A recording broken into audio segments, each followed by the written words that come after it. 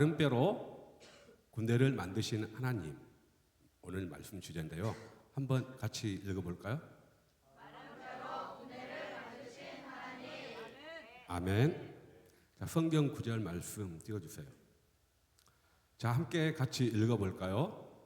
또 내게 이르시되 인자야 너는 생기를 향하여 대언하라. 생기에게 대언하여 이르기를 주 여호와께서 이같이 말씀하시기를 생기야 사방에서부터 와서 이 죽음을 당한 자에게 불어서 살아나게 하라 하셨다 하라. 불어서 살아나게 하라 하셨다 하라.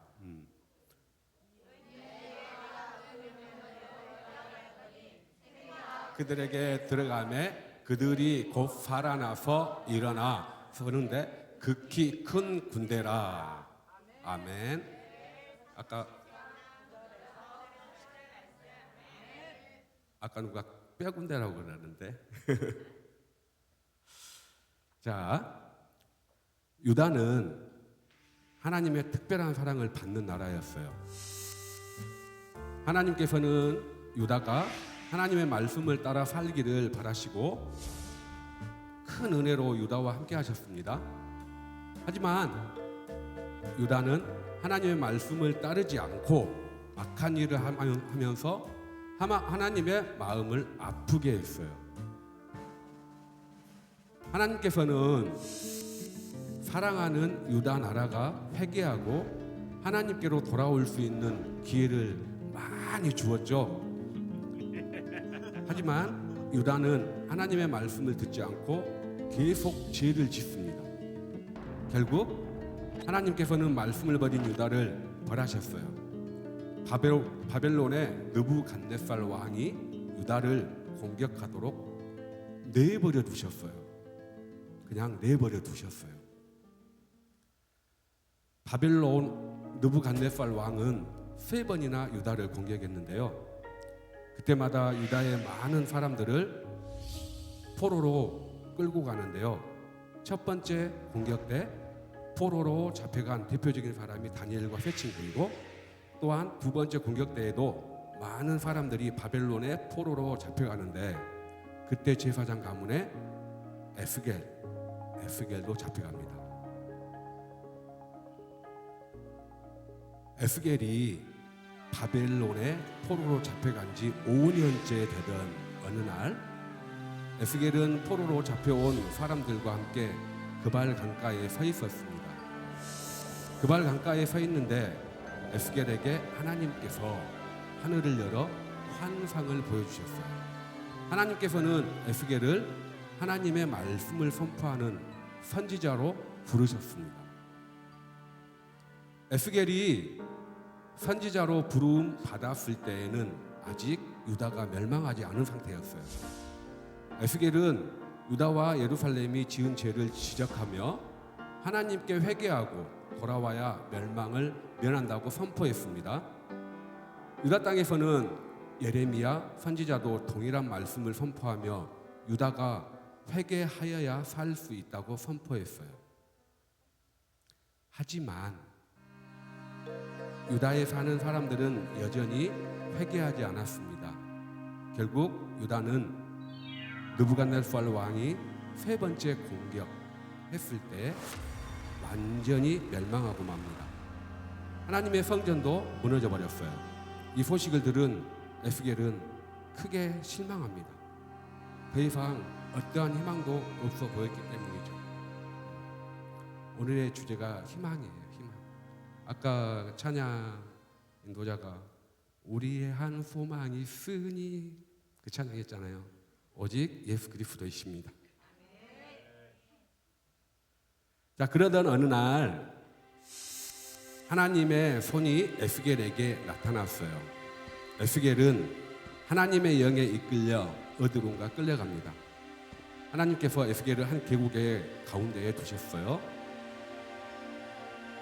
그 계곡에는 셀 수 없이 많은 뼈들로 가득 차 있었습니다. 하나님께서 에스겔을 그 뼈들이 널려있는 사방을 다니게 하셨어요. 에스겔의 눈에 보인 그 뼈들은 완전히 말라 있었어요. 그때 하나님께서 에스겔에게 물었습니다. 에스겔아, 이 뼈들이 다시 살아날 수 있겠느냐? 라는 하나님의 말씀에 에스겔은 그것은 하나님만이 아시는 일입니다 라고 대답했습니다. 맞죠? 하나님께서는 다시 에스겔에게 말씀하셨어요. 에스겔아, 너는 내가 말하는 대로 예언해 보아라. 하나님께서는 에스겔에게 그 뼈들을 향해서 외칠 말들을 알려주셨어요. 에스겔은 하나님께서 말씀해 주신 대로 외쳤어요. 마른 뼈들아, 여호와의 말씀을 들으라.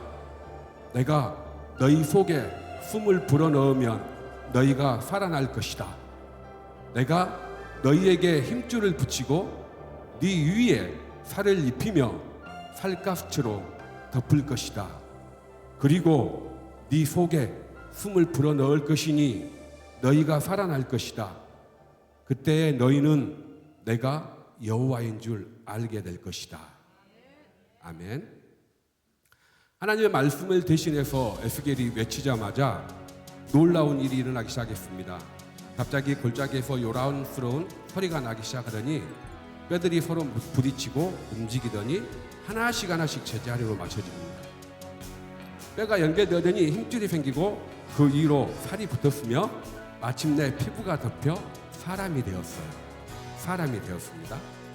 하지만 이들은 숨을 쉴까요? 안 쉴까요? 숨을 쉬지 않는 죽은 몸이었어요. 하나님께서 에스겔에게 또 다시 이야기합니다. 생기에게 예언하라. 생기에게 말하여 이르라. 주 여호와께서 이같이 말씀하시기를 생기야, 사방에서부터 와서 이 죽음을 당한 자들에게 불어서 살아나게 하라 하셨느니라.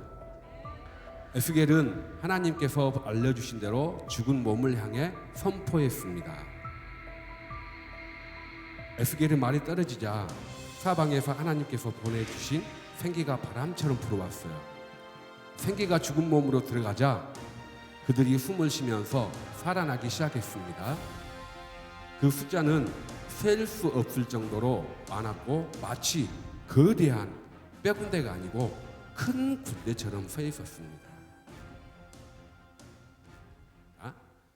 그때 하나님께서 에스겔에게 말씀하셨어요. 에스겔아, 이 뼈들은 이스라엘 백성이다. 지금 이스라엘 백성들이 이 땅에 끌려와서 힘없이 살고 있지만 내가 나의 영을 그들에게 부어주어 그들의 땅에서 평안히 살게 해줄 것이다. 내가 이곳 바벨론에서 너희들을 다시 고국으로 돌아가게 할 때 너희들은 내가 하나님임을 다시 한번 보게 될 것이다. 하나님께서 보여주신 환상을 본 에스겔은 새로운 소망을 갖게 됩니다. 어땠어요? 에스겔이 실망하고 좌절했었죠. 그런데 에스겔은 하나님의 그 환상을 보면서 새로운 소망을 갖게 되었어요. 그날 이후 에스겔은 더 이상 실망하지 않았습니다. 하나님께서 반드시 유다가 아니고 유다를 다시 회복시킬 것이라는 믿음을 가졌기 때문입니다. 자, 오늘 말씀을 통해 우리도 에스겔과 같은 믿음을 갖게 되기를 바랍니다. 전능하신 하나님을 믿는 믿음의 사람은 어떠한 경우에도 실망하지 않아야 합니다. 전능하신 하나님께서 어떠한 것도 회복시킬 수 있고 가장 좋은 것으로 주실 것을 믿는 소망 가운데 살아가는 멋진 친구들이 되길 바랍니다.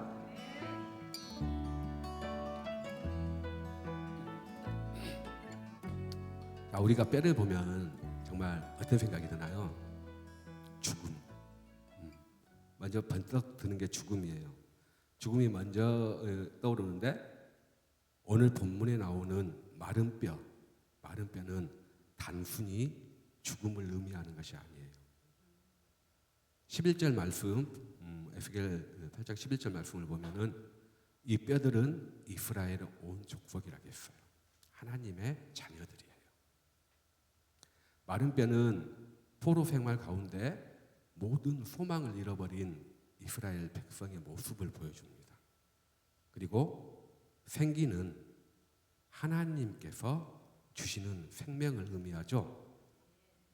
다시 일어서서 큰 군대가 된 모습은 하나님께서 회복시킨 이스라엘 백성입니다. 전과 후죠. 그렇다면 골짜기에 가득한 마른 뼈를 바라보면서 에스겔은 어떤 생각을 했을까요? 아마 큰 실망과 좌절을 느꼈을 거예요. 왜 낙심했을까요? 에스겔은 선지자예요. 이스라엘 백성들은 하나님께 계속 죄를 지었잖아요. 그리고 에스겔은 백성들에게 계속 회개하라고 촉구했어요. 근데 백성들은 회개하지 않아요. 결국 바벨론의 공격으로 예루살렘이 무너져 버렸고 하나님의 성전까지 파괴돼 버렸잖아요. 그리고 많은 사람들이 죽거나 포로로 끌려갑니다. 에스겔이 보기에는 완전히 나라가 완전히 망해버렸고 다시 회복될 가능성이 전혀 없었어요. 그래서 에스겔의 마음속에는 이런 생각이 들었을지 모릅니다. 이제 우리에게 정말 아무 희망이 없는 것일까? 정말? 이런 낙심 가운데 있을 때 하나님이 찾아오셔요. 하나님께서 에스겔에게 마른 뼈의 환상을 보여줍니다. 그때. 그리고 하나님께서는 에스겔에게 말하십니다. 마른 뼈들아 여호와의 말씀을 들을지어다. 그리고 하나님의 말씀대로 생기가 들어가자 마른 뼈들이 살아나고 일어나서 큰 군대가 되었잖아요. 여기서 우리가 꼭 기억해야 할 것이 있습니다. 사람의 눈에는 끝난 것처럼 보이는데 하나님께서는 끝이 아니라는 것. 우리가 어떤 한 목표가 있어요. 그것을 향해서 열심히 달려가잖아요. 우리 고3 수험생들 열심히 달려가고 있잖아요. 근데 갑자기 달리는데 막 장벽이 보여. 장벽이 보여? 그 장벽이 막 내 눈앞에 바로 다가와. 막 뒤로 멈칫하잖아요. 그 순간 내 마음에 파고 들어오는 생각들이 있죠. 저거 뭐야? 왜 나를 가로막고 있지? 난 달려가야 되는데? 그러면서 저 장벽이 너무 높아가지고 이제 더 달릴 수가 없을까? 저거 넘기 너무 어려울 것 같은데 그러면 내가 지금까지 해온 건 물거품 되나? 그런 좌절 겪어본 친구들 많을 거예요. 내가 꿈꿔온 희망들을 포기하고 낙심할 수 있습니다. 하지만 오늘 하나님께서는 우리에게 말씀하십니다. 너희들은 못할지언정 나는 할 수 있어. 마른 뼈를 다시 살리신 하나님은 오늘도 우리와 함께 동행하시는 하나님이십니다. 우리의 가정도, 우리의 삶도, 우리의 믿음도 우리가 원하시면 하나님께서는 우리를 다시 새롭게 할 수 있는 전능하신 하나님이십니다.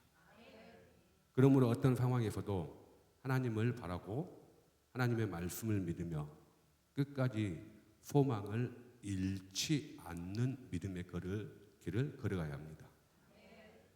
우리가 지금까지 쌓아놓은 정말 하나님과의 관계에서 그거를 내려놓을 수는 없잖아요. 포기하시겠습니까? 자, 오늘 말씀의 주제가 무엇인가요? 마른 뼈로 군대를 만드신 하나님이십니다. 우리 함께 고백해 볼까요? 하나님은 마른 뼈도 살리시는 전능하신 하나님이십니다.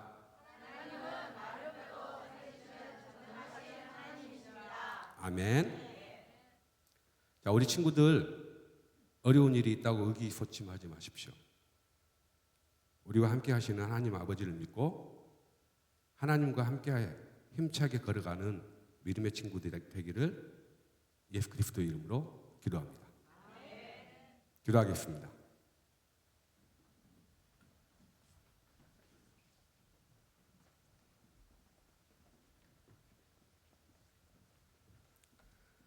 하나님 아버지, 오늘 에스겔 말씀을 통해 마른 뼈도 다시 살리시는 하나님을 알게 하시니 감사합니다.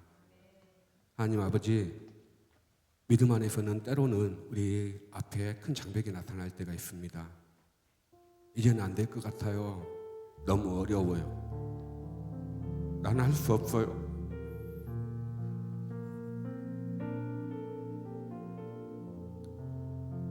낙심하고 포기하고 싶을 때 있습니다.